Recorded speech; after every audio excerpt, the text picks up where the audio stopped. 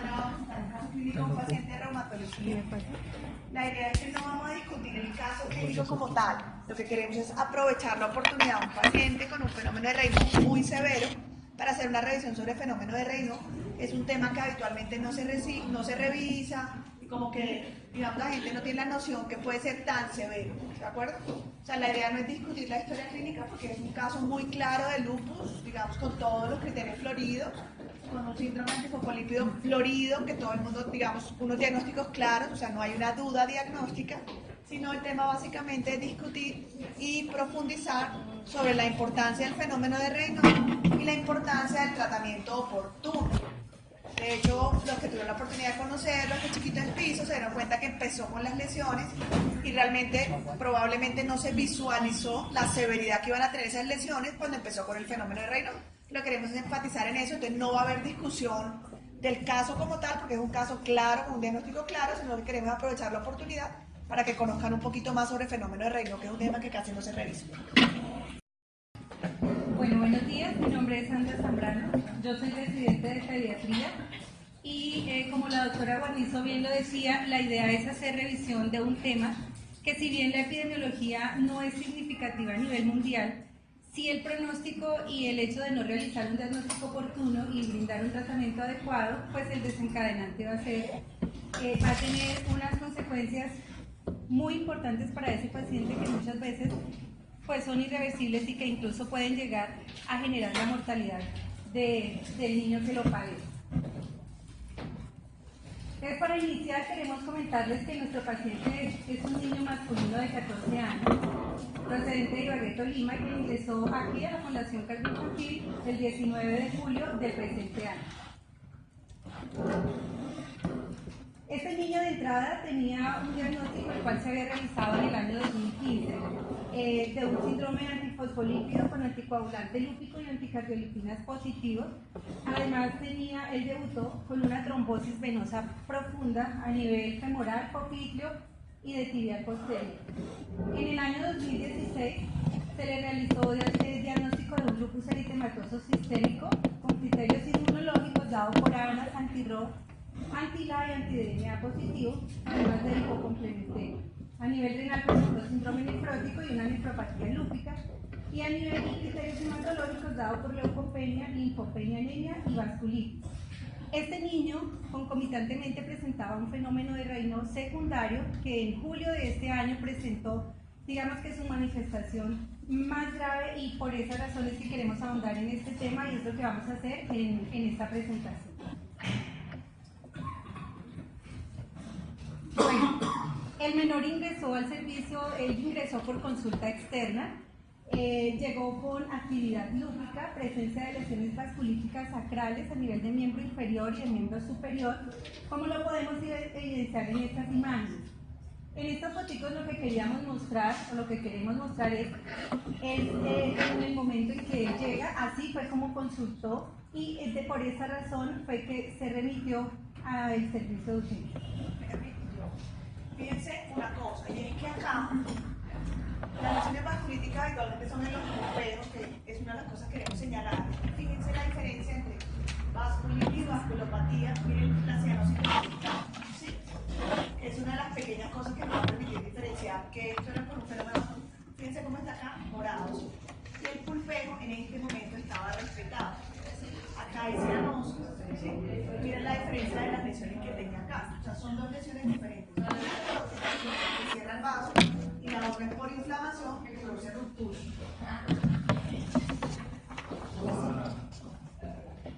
Bueno, este niño cursó con una evolución isquémica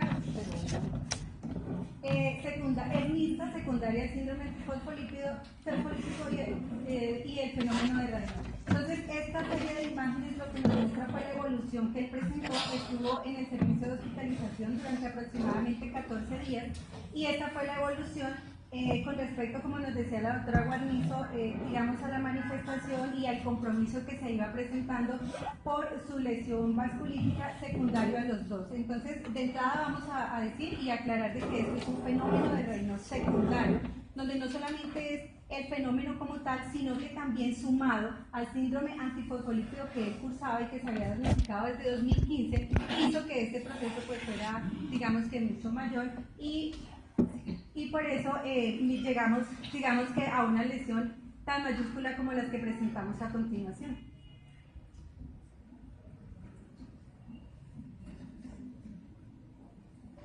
Bueno, como bien se puede evidenciar, el compromiso fue tan importante que este menor requirió traslado de la unidad de cuidado intensivo pediátrico para poder continuar su manejo de manera integral. Para iniciar a hablar sobre sobre el fenómeno de Raynaud, pues vamos a hacer una introducción acerca de los acrosíndromes. Estos son enfermedades que afectan la microcirculación cutánea, que afectan principalmente a vasos con un calibre menor de 300 micrómetros y que afecta principalmente zonas sacrales. En un porcentaje muy alto se da en dedos de las manos, pero también puede comprometer dedos de los pies, los pabellones auriculares, nariz e incluso la lengua. Se caracterizan porque tienen unas manifestaciones clínicas muy similares, que es la zona anatómica donde afectan. Su causa, su pronóstico de todas maneras es muy diferente y esto hace que nosotros brindemos un tratamiento que obviamente va a ser diferente y de acuerdo a la identificación y al diagnóstico oportuno, el tratamiento adecuado nos permite unos resultados muy importantes. Los acrosíndromes presentan una coloración cianótica que es persistente, muchas veces el patrón es moteado, es simétrico, afecta manos y pies y se acompaña de frialdad y de sudoración. No presenta fase pálida, como más adelante vamos a ver que es típico del fenómeno de Raynaud. El frío no provoca dolor intenso ni lesiones isquémicas distales. Es más frecuente en mujeres y se presenta en menores de 20 años. Los acrosíndromes pueden ser distónicos o disfuncionales. Los distónicos hacen referencia a los paroxísticos o permanentes y los distróficos o lesionales básicamente son los que proporcionan o producen un cambio anatómico pues obviamente un cambio estructural. Existen diferentes tipos de acrocianosis, traemos acá los unilaterales y los bilaterales. Los unilaterales se producen por trauma local, por infección local, principalmente por paronitia, síndrome opérculo torácico, por la compresión que se hace a nivel principalmente de arteria y de la vena subclavia, que esto limita o minimiza el flujo sanguíneo a nivel distal, afectando básicamente las manos.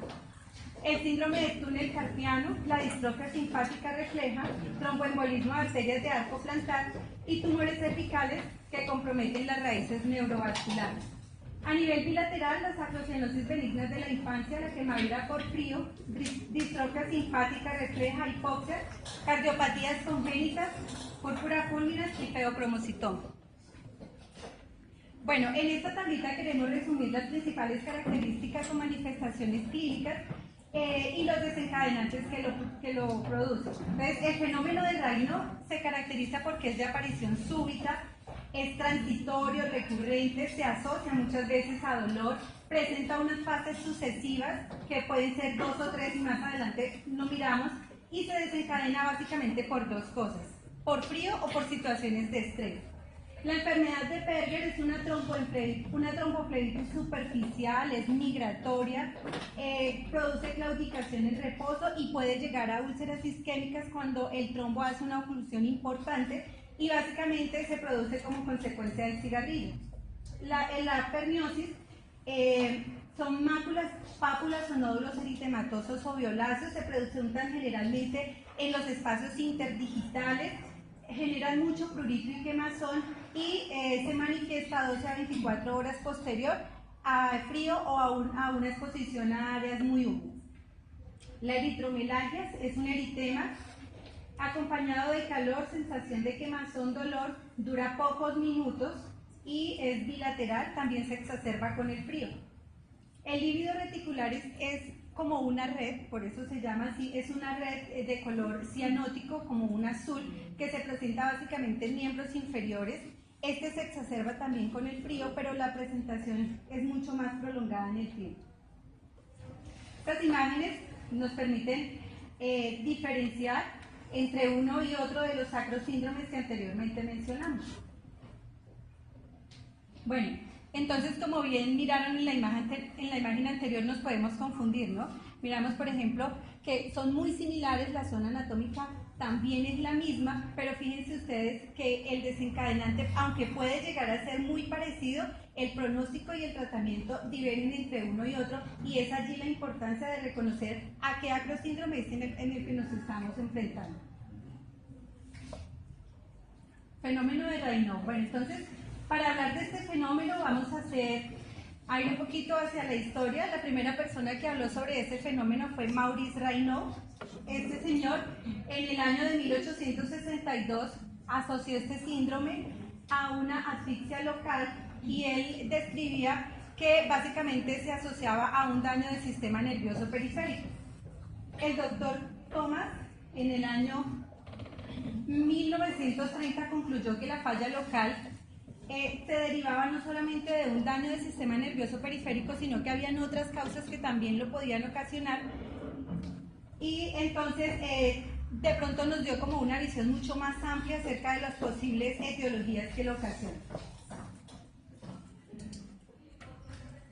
Como lo habíamos dicho ya, el fenómeno de Raynaud es una respuesta vascular exagerada a las bajas temperaturas o al estrés. Clínicamente presenta cambios de coloración que son marcados y que son muy delimitados, y se ocasiona como consecuencia de un desequilibrio entre factores vasculares, neurógenos y humorales, y favorece la constricción arterial. La epidemiología, aproximadamente de un 3 a un 5% de la población mundial se ve afectada, predomina más en las mujeres que en los hombres. Las mujeres de un 4.9 a un 20.1%, mientras que en los hombres de 3.8 a 13.5%. También se ha evidenciado que en los climas fríos predomina más, y aunque la distribución geográfica es a nivel mundial, también es importante tener en cuenta que se ha visto que en gemelos monocigotos pues se presenta digamos que cierta susceptibilidad, lo que pone de manifiesto que hay un sustrato genético importante en esta patología. El fenómeno de Raynaud se clasifica como primario o secundario. Primario cuando no hay una enfermedad de base y se asocia básicamente a un incremento en la respuesta de los receptores adrenérgicos tipo alfa 2, y secundario cuando se asocia a enfermedades como el lupus eritematoso sistémico, pero principalmente como la esclerodermia, que es con la que tiene mayor asociación. También medicamentos y pues exposición a algunos ambientales. Vamos a iniciar hablando de los factores vasculares. Dentro de los factores vasculares, pues hay una alteración funcional endotelial, que lo vamos a ver más adelante, pero también hay una hiperactividad del sistema vasoespásico.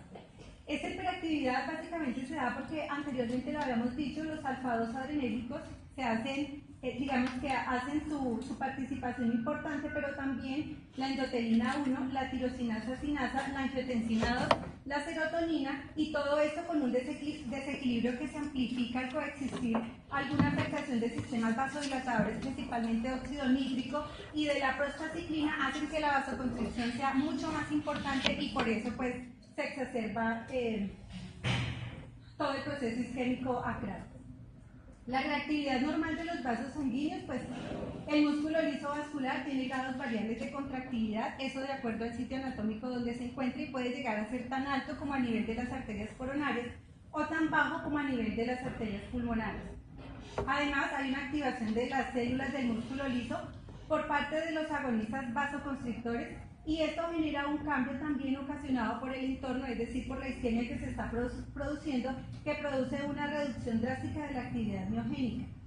El frío además activa la vasoconstricción y genera entonces que el neurotransmisor simpático, principalmente la norepinefrina, aumente, y el aumento del número y la afinidad por los receptores alfa 2, sumado a esto, la inervación importante que se da a nivel simpático de todas las anastomosis arteriovenosas que se presentan a nivel de las arterias cutáneas y de las arterias distales, producen una vasoconstricción muy importante. Esto genera una reducción del flujo sanguíneo a la piel, que lleva un proceso isquémico y ese proceso isquémico es lo que nos permite identificar las diferentes fases que se producen en el fenómeno de Raynaud concomitantemente con la vasoconstricción de las anastomosis arteriovenosas y de las arterias proximales.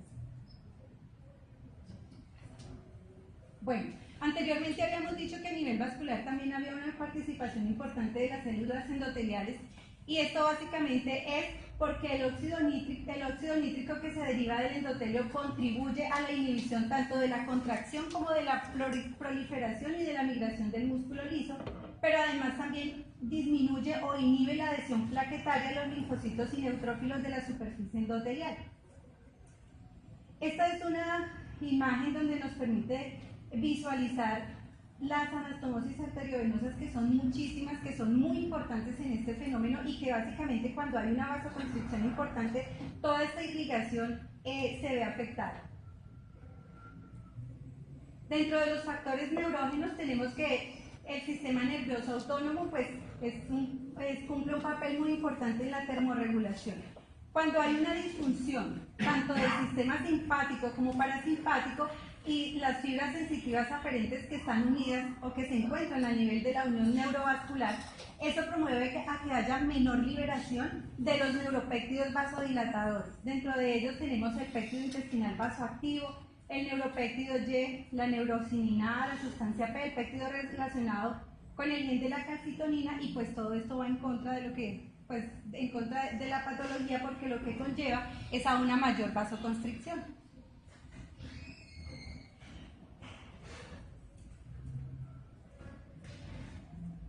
Bueno, con respecto al sistema sensorial normal, también es importante que se ha evidenciado que a nivel de la piel hay unos termorreceptores, principalmente el TRPM8. Inicialmente se había informado que el fenómeno de Raynaud se asociaba a cambios moleculares a nivel de este receptor, entonces que las personas que padecían de esta enfermedad tenían digamos que una afección directamente a este nivel. Pero se ha evidenciado que no es cierto porque la población molecularmente es diversa. Entonces, aunque anteriormente lo pensábamos, ahora se ha evidenciado pues, que ya no es tan cierto.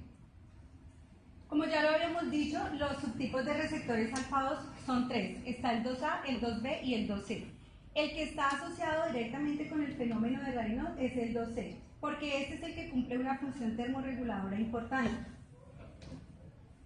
En condiciones normales a temperatura de 37 grados, los receptores adrenérgicos 2C se silencian, almacenándose dentro del aparato de Golgi. Entonces, una vez que hace un descenso de la temperatura, estos tienen mayor expresión y por lo tanto tienen mayor funcionamiento y conllevan a una mayor vasoconstricción.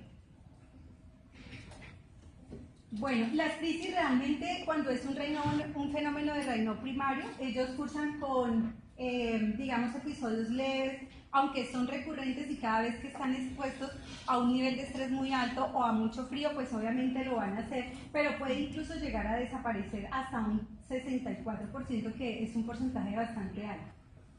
Sin embargo, es muy importante hacer seguimiento a estos pacientes porque más o menos de un 9.2 a un 14.7% de los casos entre los 2.4 y los 5 años siguientes al diagnóstico de Raynaud primario, ellos pueden desencadenar una causa secundaria y es allí donde nosotros tenemos que vigilar y evitar las consecuencias que pueden llevar. De 10.4 a 11.9 años del inicio de síntomas, digamos que es el tiempo promedio que se tiene para que se pueda desencadenar otro tipo de patología, y del 73 al 98% de los casos de fenómeno de Raynaud primario pueden desencadenar en una enfermedad inmunitaria sistémica. O sea que el porcentaje es bastante significativo. Bueno, la primera manifestación clínica autoinmune sistémica de una enfermedad de este tipo puede ser incluso un fenómeno de Raynaud. Por lo tanto, estos niños cuando lleguen generalmente no consultan, porque es que como el tiempo en que dura es tan corto, las apariciones no son importantes, no generan dolor, de hecho lo asocian como algo natural, tengo frío, la mano se me pone pálida y fría y no pasa nada más. Pero cuando de pronto, si llegan a consultar en un momento oportuno, es muy importante ver manifestaciones asociadas como las que tenemos acá. Por ejemplo, fotosensibilidad, erupción malar o discoide, edema o esclerosis cutánea de manos, ulceraciones o cicatrices digitales, artralgias, roces tendinosos, telangiectasias, disfagia o reubicación, síndrome seco, porque todo esto nos puede orientar a hacer un diagnóstico oportuno de una enfermedad autoinmunitaria sistémica. Existen muchos factores que pueden ser desencadenantes o asociados a un reino secundario. Dentro de esos tenemos enfermedades autoinmunitarias, hematológicas, ambientales. Dentro de las autoinmunitarias, la que primero se asocia es la esclerodermia, entre un 90 y un 95%. En segundo lugar tenemos la enfermedad de tejido conectivo hasta un 85%, el lupus eritematoso sistémico a un 40%, el síndrome antisintetasa un 40%, y digamos que estas son como las 4 principales a nivel reumatológico. También tenemos factores que se asocian como las causas hemato-oncológicas, drogas o toxinas y también ambientales, neurológicas y endocrinológicas. Entonces es una suma de patologías que nos debe poner en alerta y tenerlas siempre presentes en caso de que encontremos cualquier otra manifestación clínica y que de base el niño esté presentando un fenómeno de reino primario.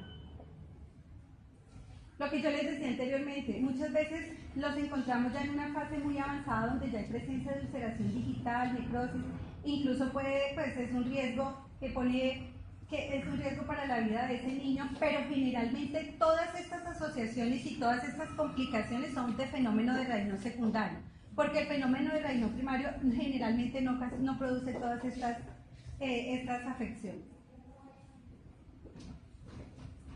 Bueno, ahora vamos a identificar las diferencias entre el fenómeno de reino primario al secundario. El primario primero se presenta entre un 70 y un 80%. La edad de inicio es entre los 15 y los 30 años, mientras que el secundario en mayores de 40 años.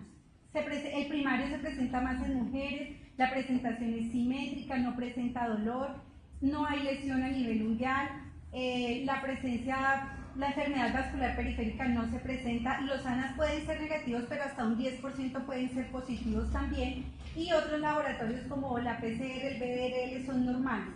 Es muy importante la capilaroscopia en el diagnóstico de esta enfermedad, y en el primario generalmente es normal, mientras que en el secundario siempre vamos a encontrar un patrón alterado en esta examen. El resumen de todo lo que se ha dicho lo tenemos en este cuadro.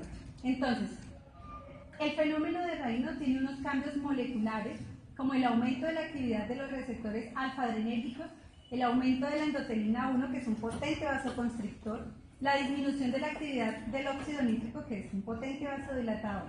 Todo esto me lleva a una vasoconstricción, que puede ser el origen tanto del fenómeno de Raynaud primario como del fenómeno de Raynaud secundario. El aumento de los receptores del factor de crecimiento me lleva endotelial a una proliferación vascular, migración y disminución de la apoptosis, que me puede conducir a un fenómeno secundario. Y el aumento de factores como el von Willebrand y de la disminución de la recaptación de adenosina, todo esto nos lleva a una agregación plaquetaria de trombosis que nos puede conducir a un fenómeno de Raynaud secundario. Entonces ahí tenemos resumidito todas las posibles causas que nos pueden generar estos dos tipos de fenómenos. El diagnóstico es básicamente clínico.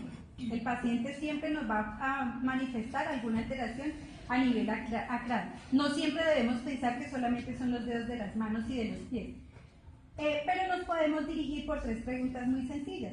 Si ese paciente presenta alguna sensibilidad al frío en los deditos generalmente de las manos, si presenta con las bajas temperaturas cambios de coloración y si se presenta alternancia de colores, si primero hay una fase pálida, si después se ponen azules o cianóticos y posteriormente pueden también presentar una fase eritematosa. Pero antes que todo, y como todo en medicina, tenemos que hacer una muy buena historia clínica y examen físico. Hay que hacer una indagación acerca de las exposiciones ambientales, identificar si de pronto el paciente está tomando algún medicamento o tiene contacto con algún tóxico, las condiciones neurológicas, cuál es su ocupación, síntomas y signos sistémicos que nos puedan conducir a una enfermedad autoinmune como la presencia de fiebre, de artralgia, de artritis, de mialgias, buscar también signos de isquemia, hacer una muy buena inspección al examen físico, El vasoespasmo cutáneo, lo que les decía anteriormente, mirar otras zonas sacrales del cuerpo y también hacer una evaluación cardíaca y musculoesquelética. Esta imagen nos muestra un fenómeno de Raynaud a nivel lingual. Fíjense que no es muy común, ¿cierto? Pero que también debemos tenerlo en cuenta y que se puede presentar. El compromiso es principalmente en las manos. Puede también afectar otras zonas del cuerpo y lo que anteriormente les decía. Primero presenta una fase blanca porque hay un bloqueo de la irrigación sanguínea dado por los mecanismos fisiopatológicos ya descritos. Posteriormente se produce un bajo nivel de oxígeno que me lleva a una coloración cianótica y esta fase dura entre unos 15 y unos 20 minutos. Posteriormente a eso hay un retorno sanguíneo que hace que el paciente, digamos que sus deditos se tornen eritematosos. Si este fenómeno o estas fases se inician en el dedo pulgar, enseguida debemos descartar que sea un fenómeno de Raynaud primario. Siempre se asocia a un fenómeno de Raynaud secundario y hasta el 33% de los pacientes no presentan la fase cianótica. Esto también es importante tenerlo en cuenta. ¿Por qué no se presenta? Por el tiempo, digamos por el bloqueo de la irrigación sanguínea. No en todos los pacientes es igual, es un grado variable de bloqueo y de esto depende si hay o no hay esta siguiente fase. Nos podemos, digamos que ayudar en paraclínicos y esto es de suma importancia teniendo en cuenta de que siempre estamos pensando en identificar una enfermedad autoinmune sistémica. ¿Sí? Entonces dentro de ellos podemos solicitar el hemograma, función renal y hepática, factor reumatoide, los ANAS, BCG, proteinograma, uroanálisis, radiografía tanto de tórax como de manos y lo más importante la capilaroscopia periungual.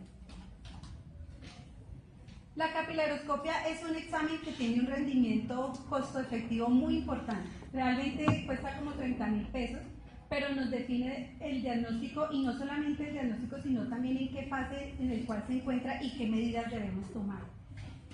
Nos permite identificar el daño microvascular. Cuando el predominio es dilatación capilar, debemos pensar en que es una forma cutánea limitada. Si el predominio capilar es muy importante y hay una desorganización del lecho vascular, pues ya nos estamos enfrentando a una enfermedad que tiene mayor intensidad. La capilaroscopia permite identificar cambios estructurales. Está presente en más del 90% de los pacientes con esclerodermia, que dijimos que es la primera enfermedad asociada a fenómeno de Raynaud. 86% en dermatomiositis y hasta 56% de enfermedades de tejido conectivo. Recordemos que estas son las tres enfermedades autoinmunes que se asocian a un fenómeno de Raynaud primario.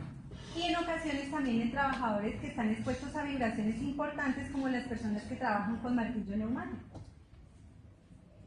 Cuando tenemos una capilaroscopia que es normal y que los ANAS son negativos, podemos estar tranquilos porque seguramente ese paciente está cursando con un fenómeno de Raynaud primario, pero sin embargo tenemos que hacer el seguimiento. Aquí tenemos una imagen donde nos muestra los diferentes patrones en la imagen A. Entonces vemos tanto el número como la disposición en empalada que lo describe la literatura. Eso es una capilaroscopia normal. En la B miramos que ya hay una dilatación a nivel capilar y esto empieza a generar unos cambios anatómicos, digamos unos cambios en la morfología del lecho unguial. Y en la tercera pues miramos que ya hay una disminución de capilares y que los pocos que quedan están dilatados y algunos tortuosos. En la siguiente imagen entonces vemos la semiología de lo que se encuentra dentro del examen de la capilaroscopia, que son básicamente 6 cosas. El primero... Doctora, una pregunta, ¿y el rendimiento es igual en cualquier grupo etario? Porque uno puede ver lo mismo en un neonato que un adolescente o un... No, eso la doctora no sé. La capilaroscopia realmente, digamos, está establecida de 5 años en adelante, porque los chiquitos, como la morfología vascular todavía no está bien establecida, entonces no, pues el mismo niño por encima de 5 años. Lo que pasa es que, digamos, es realmente raro ver un fenómeno de Raynaud en niños tan pequeños, es una enfermedad más de niños grandes. De hecho, la forma primaria aparece 7, 8 años, pero es raro que aparezca en chiquitos, pero por encima de 5 años. Es una mayor de 5 años. Y la pletismografía. La pletismografía digital es un examen supremamente útil. Y aquí lo que vemos es un cambio en la morfología, pero no vemos la severidad. Entonces, digamos, yo puedo tener una dilatación, una tortuosidad, porque llevo muchos años con un fenómeno de Raynaud y tengo una vasculopatía, pero no tengo una severidad. Mientras que la pletismografía me permite saber qué tanto flujo no llega al dedo y determinar la necesidad de intervención rápida. Entonces, la pletismografía digital es un examen que se hace un Doppler, pero de las arterias digitales. O sea, no es lo mismo que pedir un Doppler de miembro superior. Se hace un Doppler de las arterias digitales. Y lo que miramos es la cantidad de flujo. Normalmente uno debe ver la dicotomía de las ondas, ¿sí? Que vemos pues, en el Doppler normal. Y aquí lo que vemos es un aplanamiento de las ondas. Entonces, digamos, es un examen que se ha posicionado mucho. Tiene algunas dificultades y es que no tenemos muchos sitios donde lo hagan, pero aquí en Bogotá hay 2 o 3 sitios ya donde lo hacen. Aquí en la cardio no lo hacen. Y hacen un Doppler de cada dedito, miramos el patrón de onda basal, luego les meten las manos en hielo 5 minutos. Debe hacerse con un cirujano vascular que está ahí al lado del paciente, porque algunos pacientes hacen un vasospasmo muy severo. Ellos van observando, si el paciente tolera los 5 minutos, se sacan las manitos, se le vuelve y se le pone, y se mira el aplanamiento de las ondas. Y eso sí está relacionado directamente con el riesgo de isquemia digital. Digamos que la capilaroscopia está relacionada con las enfermedades, y uno cuando ve ciertos patrones dice este paciente puede ser una esclerodermia, puede ser una dermatomiositis. Pero la pletismografía tiene una altísima correlación con la isquemia digital. Niño que estamos participando se le hizo algo de todo. No se le. Aquí en la cardio no hay ni capilaroscopia ni Pero si pletismografía. tuviéramos, por ejemplo, pletismografía, ante ese compromiso tan severo clínico que tenía ese niño, ¿sí le daba algo de qué? Sí, porque digamos que realmente nos hubiera ayudado en basal a ver qué tanto flujo sanguíneo tiene la arteria digital y qué tanto va a revertir. Uno de los desconsideramientos que más nos hacíamos en terapia intensiva con su es si estábamos en un punto de reversible o no de esa enfermedad. Justo ese es el punto. Entonces, allá voy. Digamos, con este tipo de exámenes específicos, podríamos llegar a decir, digamos, un problema reversible, definitivamente ya hay que buscar. Entonces digamos que, o sea, lo que miramos es qué tanta onda tiene y uno con eso sabe si definitivamente hay una isquemia y el paciente no recupera más. Y en cambio nosotros teníamos que ver por la evolución clínica, o sea, nosotros, Sí, digamos, ya teníamos el área de necrosis, pero nosotros no podemos ver debajo cómo se estaba recuperando. De hecho, por ejemplo, en este niño muy particular, o sea, si nosotros hubiéramos sometido a ese niño a una cirugía, yo creo que nos hubiéramos equivocado. Porque es que Porque luego recuperó y ese es el hubo punto. flujo vascular muy importante. Y la respuesta terapéutica, si el porcentaje sin mejor no, de repente era una estrategia objetiva para determinarlo. ¿Y en dónde es que lo hacen? Lo hacen en el country, en el edificio del frente, el laboratorio ¿Posible vascular. montar una ambulancia para el hecho y traerlo? Sí, se hubiera podido montar. Porque, Pero una digamos, pregunta a en lo que cuanto a yo... este niño puntual. Si hubiéramos hecho el examen, sabiendo que era, en este caso, ¿esto es para ver si es primario o secundario? No, La no, es para ver para ver la severidad. compromiso La de Para ver la severidad. severidad. Entonces digamos que a veces digamos uno puede ver la manito muy morado, pero realmente no hay una isquemia. No hay compromiso No, vascular. es que- Digamos, la severidad estaba por la palidez, pero cuando hay necrosis, en ese punto, ya tú ves negro, uno no puede objetivizar luego abajo qué hay. Y nosotros lo que empezamos fue a ver cómo se recupera abajo, qué tanto se irriga, los rosaditos que veíamos abajo, pero digamos que es una cosa muy subjetiva. Mientras que acá sí se mide la onda. Entonces que- nosotros sabemos si la onda está plana, Este no man llega nada. enfilado Si la psiquiátrica, onda sube, entonces digamos, está mejorando el flujo y la onda está arriba, mejoró completamente el flujo, como lo que hacen con los Doppler, digamos, de los troncos, exacto. Van mirando el tamaño de la onda. El problema es que necesita, digamos, nosotros no podemos montar, pero teníamos que montarlo varios días. O sea, Para porque- controles. para controles. claro. Para Porque ver es si que la uno onda iba de los mejorando o grandes no. cuestionamientos eran, sobre todo en las extremidades inferiores, como ortopedia que da quitarle, mejor dicho, de la rodilla para abajo. El Se anterior. entiende, Entonces uno decía, venga, uno ve algo de vitalidad en esta extremidad, Exacto. ¿cómo podemos hacer una aproximación objetiva? Nos permite tomar una decisión tan importante como es buscar apuntar algo a un Exacto. adolescente. Allí es donde cobra una importancia, digamos, significativa este tipo de examen.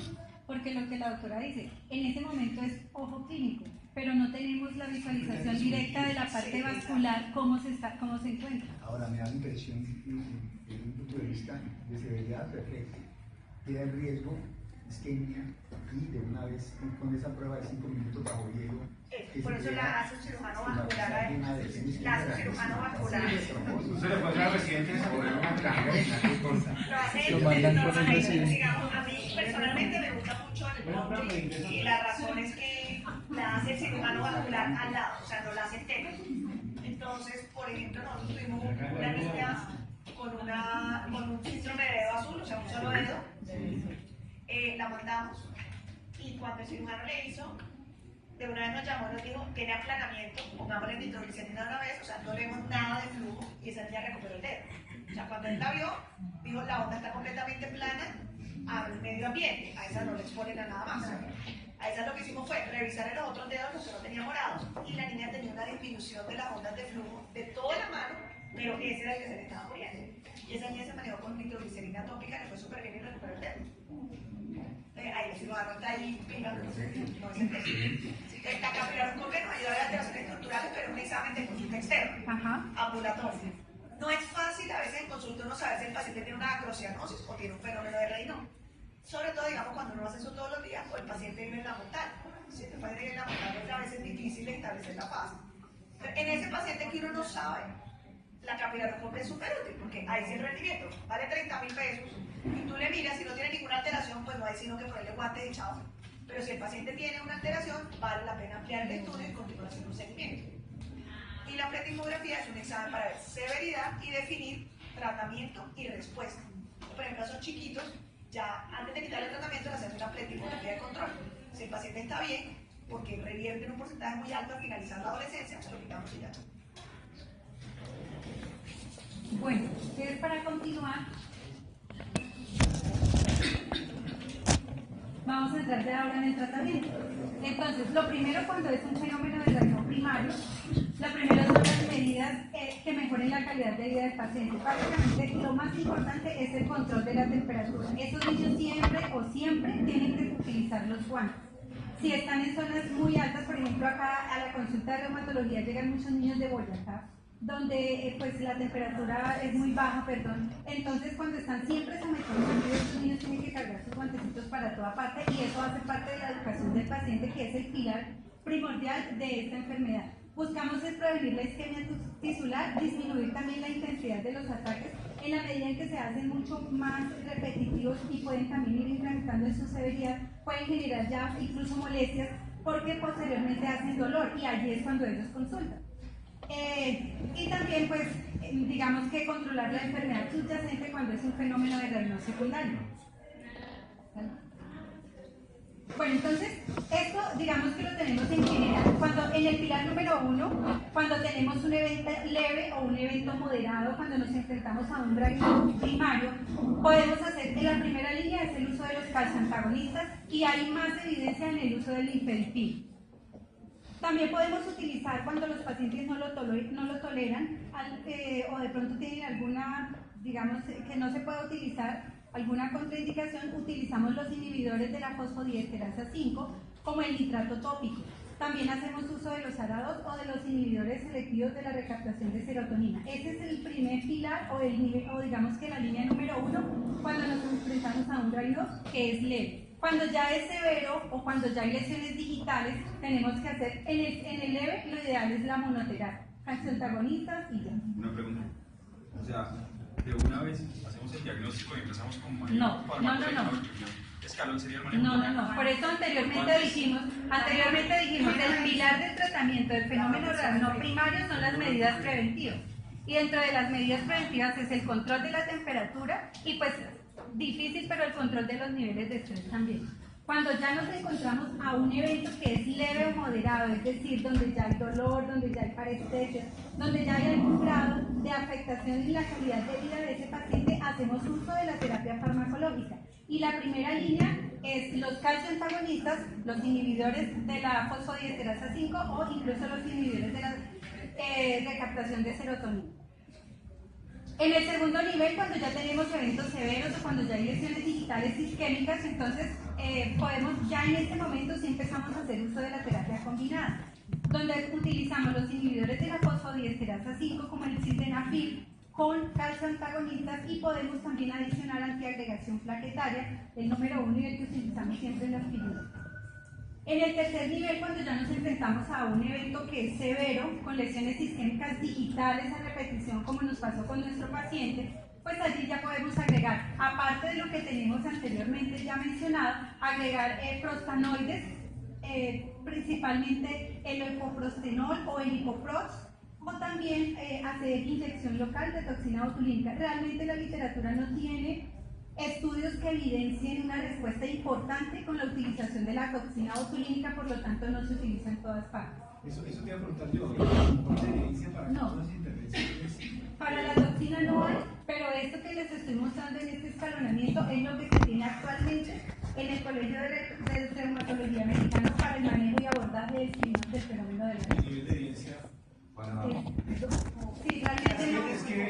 Es que no hay. como no es tan frecuente, Sí, exacto. ¿por qué no va a hacer los grandes metaanálisis? Como la evidencia epidemiológica es tan bajita y la otra es que la respuesta es idiosincrática. No todos los pacientes hacen la misma respuesta y depende del índice. Entonces, no todos los pacientes hacen la misma respuesta, las mismas manifestaciones y no todos tienen el mismo grado, digamos, de severidad con respecto a su manifestación. A lo que voy es que de lo que encontramos en la unidad cuando hicimos la de búsqueda de literatura es que el porcentaje posiblemente lo que tiene más sólido. Sí. Y la pregunta es por qué dejarlo de última opción y no más bien traerlo si tiene evidencia como el primer paso. Sí, realmente está en el paso 3, pero por su mecanismo de acción que, pues, obviamente actúa directamente sobre la endotelina, entonces... La misma vía, sí. Entonces, O sea, sería polifarmacia lo ideal. sí. La idea es irle poniendo de todo. Pero eso depende, es que mira, el tratamiento realmente es muy particular. Si yo me enfrento a un niño que ya viene con un fenómeno de renal primario hace mucho tiempo, pero que llegó porque tiene paresteses, porque ya empieza a afectar su calidad de vida, pues de entrada yo empiezo con la primera línea que es un calcio-antagonista, y hasta ahí, y miro la respuesta. Por eso le digo a estos pacientes hay que tenerlos en una observación permanente, porque yo no sé si a este niño le va a ir muy bien y ya con eso frenamos sus, digamos, sus periodos o sus manifestaciones, o si el niño me sigue presentando no solamente la parte de afectación vascular, sino otras manifestaciones clínicas que ya me inducen a pensar y en sospechar en otro tipo de enfermedad subyacente que pues me tiene que obviamente llevar a hacer un abordaje mucho más amplio. Otro es que depende, digamos, el nivel de los fenómenos renal primario o secundario. Este niño particularmente tiene un síndrome antifosfolípico. Por eso en este niño, digamos, se hizo énfasis en toda la parte de anticoagulación y antiagregación. ¿Sí? Entonces se fueron sumando cosas. O sea, el niño tenía un lupus con una cascada inflamatoria muy importante, con una lesión endotelial por su enfermedad inflamatoria de base, más el síndrome antifosfolípico, que es un factor protopólico, más el componente de vasoconstricción que tenía el fenómeno de renal. Entonces, digamos, en ese orden de ideas, por eso es que le ponemos de todo, porque sabemos que hay muchos mecanismos de acción y por eso era importante el cuadrito que le mostró Sandra. Decía, fíjense que son puntos completamente diferentes de la cadena, pero que se manifiestan al final en una sola cosa que pasó con fricción. Por eso es que vamos a todos lados. En cuanto al hilopros y el Bosentan, el hilopros, aunque no tiene estudios grandes, en todas las guías se posiciona en primera línea. Lo que pasa es que nosotros no tenemos indicación INVIMA para su uso. Hay dos metaanálisis importantes. Hay uno en Cochrane del 2000, donde tenía una evidencia fuerte de hidroprosínicos que es en adultos. Entonces, digamos que la evidencia grande es en adultos, en niños el fenómeno de Raynaud severo es raro. Habitualmente cuando se presenta en esa severidad se presenta asociada a esclerodermia. De hecho, no es tan frecuente que se presente asociado a lupus en esa severidad. Este es como el primero segundo que veo. Con esa severidad, sí. Habitualmente cuando se presenta así asociado a esclerodermia. Entonces, el hilopros es lo que más evidencia tiene. La guía del fenómeno de Raynaud están basadas en adultos, que ellos sí ven mucho más del fenómeno de Raynaud severo y tienen mucha evidencia en adultos. En niños no. Digamos que era un adolescente, lo hubiéramos podido usar, pero digamos que la restricción en Colombia no nos permite utilizarlo. Y el Bosentan, digamos, un mecanismo de acción diferente, que realmente también tiene evidencia, mucho más fuerte en adultos que en niños, pero los adolescentes, digamos, que terminan metiendo en ese Y huequito. tiene registro INVIMA para... Y tiene reír. Para ti. Sí. Entonces, pues, digamos que... Y pues ya por último, cuando ya la isquemia digital es severa, cuando hay gangrena, pues obviamente se lleva a la amputación, que fue lo que inicialmente se pensó con el niño que estamos en este momento tratando, o con una simpatectomía digital que es selectiva. Obviamente acompañado de la farmacoterapia. Digamos que en la amputación debe evitarse, ¿de acuerdo? Al O sea, máximo. debe evitarse porque estos niños se autoamputan. Entonces ella se pone que niños hacen una amputación sola. Este niño llega a un momento en que ya no hay nada de flujo y el dedito se cae solo. ¿Sí? Entonces se limita solo. Es mucho mejor que se limite solo y se caiga y no hacer una amputación. La razón es que cuando hace una amputación hay una tormenta de citoquina muy importante que se va a liberar en un paciente que ya tiene una respuesta proinflamatoria severa. Y por otro lado, la posibilidad de que este paciente tenga una cicatrización es muy baja y que habitualmente son pacientes que están inmunosuprimidos. Recuerden que los esteroides retrasan la cicatrización. Si este paciente tiene esteroides, la probabilidad de cicatrización va a ser muy baja. Y adicionalmente a eso, estos pacientes tienen una antiagregación o una anticoagulación, cuando la suspenden para la cirugía hay un riesgo de trombosis pornosa mucho más alto. La idea es no amputarlos a menos que haya una sobreinfección, y en ese caso, pues digamos, prima la infección al otro, pero de lo contrario se debe esperar, y de hecho en este niño Eso es lo que estamos haciendo. Sí. Algo que mejoró bastante, pues cuando estabas hablando ahí de las infartectomías, el niño mejoró muchísimo cuando se le hizo el bloqueo auricular. Lo que pasa es que es una respuesta transitoria. Entonces, digamos, una respuesta que dura muy corto tiempo, ¿sí? ¿Qué fue lo que le pasó? Entonces, digamos, nos ayuda mientras que tenemos otros medicamentos que tienen un tiempo de acción más largo. Es una medida de emergencia muy buena, pero realmente lo que permite es hacer la transición mientras que logramos tener algo de soporte, porque fenómeno vuelve y reaparece. O sea, es, digamos, un efecto local rápido que ayuda a prevenir una pérdida, pero que, digamos, luego al final del tiempo se pierde, y ahí necesitamos haber tenido otra cosa de mantenimiento. Bueno, entonces acá tratamos de resumir de todo lo que se le dio a este niño, solamente lo que nosotros asociamos al fenómeno de Raynaud, no teniendo en cuenta las causas anteriormente dichas, porque obviamente de base pues tiene otras patologías ya descritas, y obviamente pues todo lo que tenía era muchísimo, pero lo que se utilizó con él, de primera línea pues se utilizó el difedipino, se utilizaron también inhibidores de fosfodiesterasa, se hizo el uso de nitratos tópicos, antagonistas receptores, los arados se utilizó, los IECA, también se utilizó, llegamos al Bosentan, desafortunadamente el niño se fue sin Bosentan porque la EPC no se lo dio. Pero sí, se fue sin Bosentan. Terapia antiagregante, es decir, en este niño utilizamos todo lo que está descrito en, digamos, en la literatura, pues obviamente que esto está más como la autora decía para los adultos, pero todos los medicamentos en el orden en que están descritos en la literatura se hizo uso.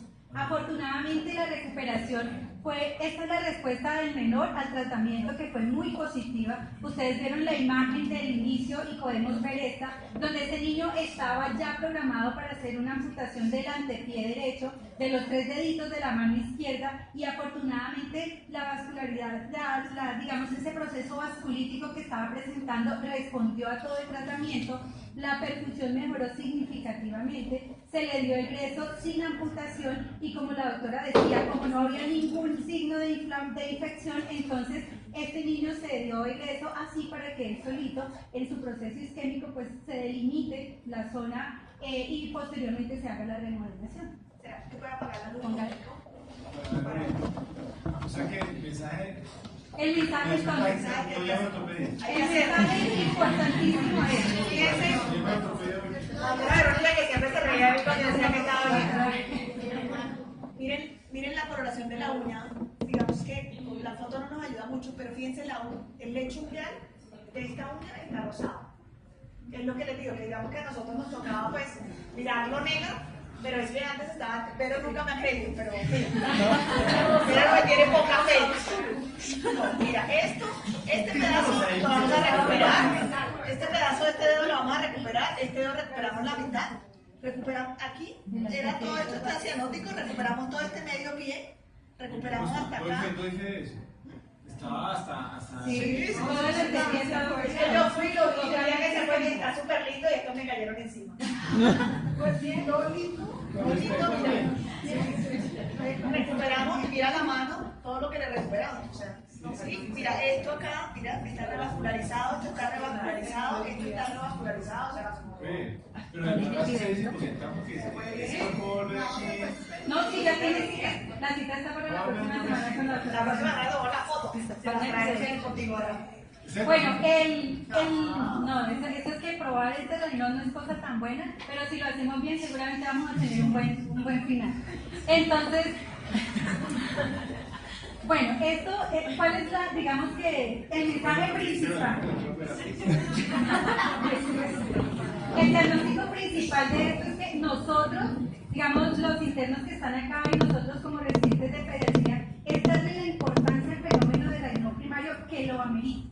¿Sí? Porque es que como es una manifestación que dura poco tiempo, que muchas veces no genera ninguna afectación de la calidad de vida, Muchos niños cursan sin dolor, empezando de que, digamos que la incidencia de esta enfermedad en los niños no es muy alta, entonces hay que sospecharlo y cuando nosotros nos enfrentemos a estos niños, nunca tomarlo como algo sencillo y que va a pasar, sino que debemos tener la sospecha clínica de una enfermedad subyacente y hacerle toda, digamos, el abordaje que requiere para pues evitar que lleguen niños a este tipo de lesión.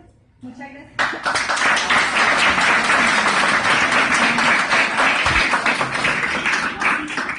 Doctora, felicitaciones.